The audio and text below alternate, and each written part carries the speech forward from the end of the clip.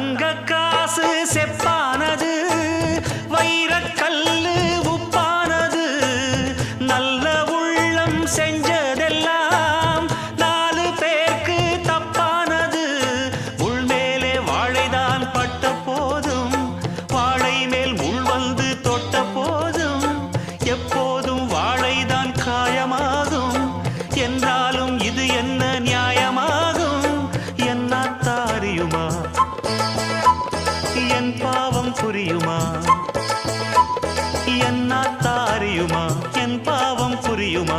எல்லாமே விதிப்படி நடக்குதடா. தாங்கல்லியே ஆத்தா உன் சொல்லுதான், தாங்கிக்கிட்டேன் இப்போ நான் கல்லுதான்.